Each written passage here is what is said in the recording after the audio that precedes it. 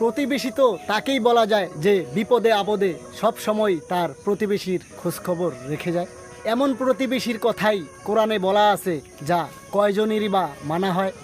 প্রতিবেশীর কষ্টে প্রতিবেশী আগাবে এমন অনেকেই আছে ইসলামের দৃষ্টান্ত। যদিও বর্তমান সমাজ মানতে চায় না নবীজির এই সিদ্ধান্ত। কোনো প্রতিবেশী না খেয়ে থাকলে প্রতিবেশীরই জবাবদিহি করতে হবে, এটাই একমাত্র আল্লাহ তাআলার সিদ্ধান্ত। তাই নিয়মিত প্রতিবেশীর খোঁজখবর রাখা এটাই হোক আপনার আমার দৃষ্টান্ত। ভাই, কন্টেন্ট ক্রিয়েশন করাই যাদের পেশা তাদেরকে দেখলেই একদল লোক টিকটকার বলে গালি দেয়, এটাই হয়ে গেছে তাদের নেশা। কন্টেন্ট ক্রিয়েশন করাও যে একটি পেশা সেটাও জানে না অনেক মানুষে, হারিয়ে ফেলেছে তাদের দিশা। আধুনিক ইন্টারনেটের এই জগতে অনেকেই টাকা কামায় রুপিতে। ভাই, তুমি যেমন টাকা কামাও কৃষি চাষাবাদ করা ওই জমিতে, তেমনি আমিও কামাই ইন্টারনেটের এই জগতে। ছেলে যখন বিয়ে করে পরিবারের কাউকে না জানিয়ে, পরিবার মনে কষ্ট পেলেও ছেলেকে কিছুই বলে না, শুধু তার সুখের কথা চিন্তা করে।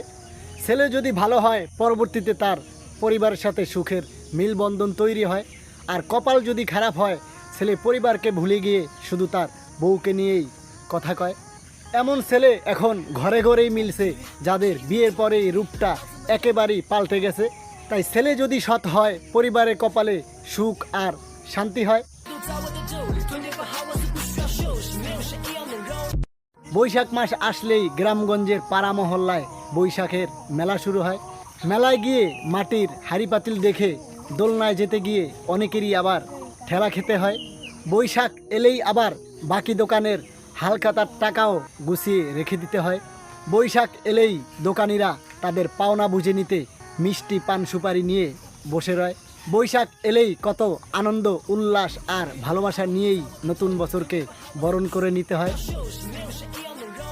সুখের দিনের বন্ধু দুঃখের দিনে চলে যায়, তারাই তো প্রকৃত বন্ধু, যারা দুঃখের দিনেও থেকে যায়।